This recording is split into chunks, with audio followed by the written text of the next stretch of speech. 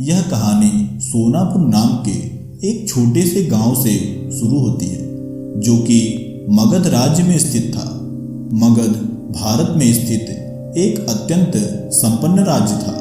सोनापुर गांव के सभी लोग अपने कार्यों को दिन में ही पूरा कर लिया करते थे। रात होने पर वहां कोई भी अपने घर से बाहर नहीं निकलता था। सारे लोग घर के अंदर चले जाते थे। इस गांव के लोगों की यही दिनचर्या बन चुकी थी और इन सब के पीछे एक ही कारण था, और वह था अंगुलीमाल, जो कि मगध राज्य के अंदर ही एक गुफा में रहता था। अंगुलीमाल बहुत ही खतरनाक डाकू था। जो भी इसके सामने आ जाता वह उसे लूट लेता था और उसे मार देता था।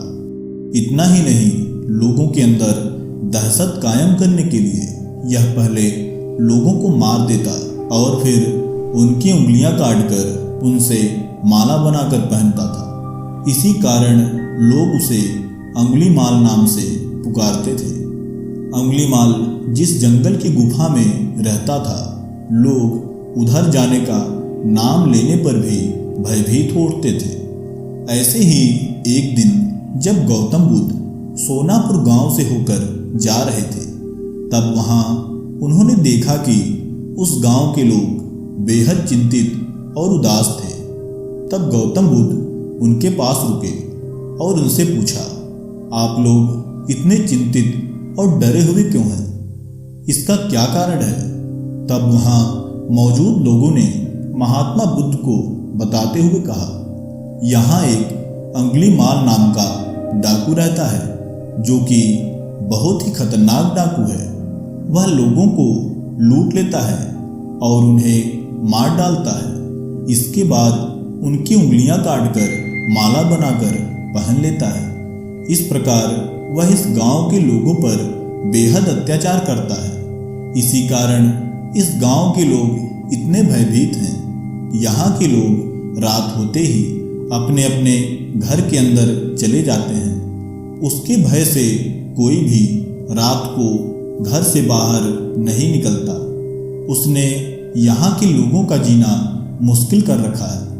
अब आप ही इस कष्ट से उबरने का कोई उपाय बताइए। जब गौतम बुद्ध ने इतनी बात सुनी, तब उन्होंने तुरंत ही पूछा, वह डाकू कहाँ रहता है? आप लोग मुझे बताइए। तब लोगों ने बताया कि वह जंगल के अंदर एक गुफा में रहता है और उसके डर से वहां कोई नहीं जाता। इतना सुनकर गौतम बुद्ध ने वहां जाने का निश्चय किया, परंतु गांव के लोगों ने उन्हें वहां जाने से कई बार मना किया। लोगों के बार बार मना करने के बाद भी गौतम बुद्ध उस जंगल की ओर चल पड़े जिसमें कि अंगुलीमाल की गुफा थी। जब गौतम बुद्ध जंगल के पास पहुंचे, तब अंगुलीमाल उन्हें देखकर अपनी गुफा से बाहर आया। उसके हाथ में तलवार था। उसके गले में उंगलियों की माला लटक रही थी और वह महात्मा बुद्ध को एकदम से घूर रहा था। लेकिन गौतम बुद्ध उसे देखकर भी नजरअंदाज करते हुए आगे बढ़ने लगे। यह देख अंगुलीमाल को गुस्सा आ गया और उसने गौतम बुद्ध का पीछा करना शुरू कर दिया। तभी अंगुलीमाल चिल्लाकर बोला, मैं कहता हूं ठहर जा। तब गौतम बुद्ध ने उसे शांत स्वर में उत्तर देते हुए कहा, मैं तो रुक गया हूं, परंतु तुम अपनी यह हिंसा आखिर कब तक जारी रखोगे? आखिर तुम कब रुकोगे? तुम इस हिंसा को कब बंद करोगे? इतना सुनते ही अंगुलीमाल को क्रोध आ गया और तब उसने आवेश में आकर गौतम बुद्ध से कहा, सन्यासी, मैं इस राज्य का सबसे शक्तिशाली मानव हूँ और तू यही नहीं जानता मैं कौन हूँ? तब गौतम बुद्ध ने उसकी बातों का उत्तर देते हुए कहा, तुमसे यह किसने कह दिया कि तुम सबसे शक्तिशाली मानव हो? मैं इसे बिल्कुल भी नहीं मानता। तब अंगुलीमाल ने कहा, अगर तुम इसे नहीं मानते तो तुम ही बताओ कि मैं ऐसा क्या करूं जिससे तुमको यह विश्वास हो कि मैं सबसे शक्तिशाली मानव हूं। तब गौतम बुद्ध ने उससे कहा, जाओ और उस सामने वाले पेड़ से 5 आम तोड़ लाओ। अंगुलीमाल ने ठीक वैसा ही किया। वह गया और उस पेड़ से 5 आम तोड़कर महात्मा बुद्ध के पास वापस आ गया और बोला, देखो मैं 5 आम तोड़ लाया। ऐसा देख महात्मा बुद्ध ने कहा, अब जाओ और इन्हें ठीक उसी स्थान पर जोड़ आओ जहां से तुम इन्हें तोड़ कर लाए थे। महात्मा बुद्ध की इन बातों को सुनते ही अंगुलीमाल आश्चर्य में पड़ गया और बोला, ये क्या बात हुई? एक बार फल तोड़ने के बाद दोबारा फिर से कोई उसे कैसे जोड़ सकता है? तब महात्मा बुद्ध ने कहा, यही तुम स्वयं को शक्तिशाली कहते हो।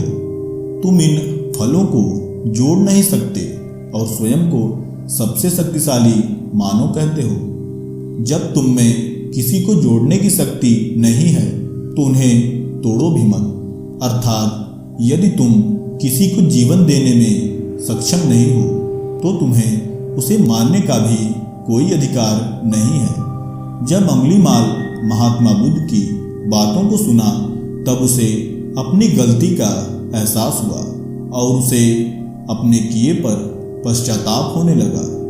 उसे अब यह लगने लगा कि वास्तव में उससे भी ज़्यादा शक्तिशाली कोई है। वह तुरंत ही महात्मा बुद्ध के चरणों में गिर गया और हाथ जोड़कर उनसे माफ़ी मांगने लगा और कहने लगा, हे महात्मा, मुझे क्षमा कर दीजिए। मैं अपने कर्तव्य पथ से विचलित हो गया था।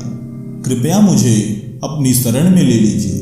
तब भगवान बुद्ध ने उसे अपनी शरण में ले लिया और इस प्रकार वह महात्मा बुद्ध का शिष्य बन गया।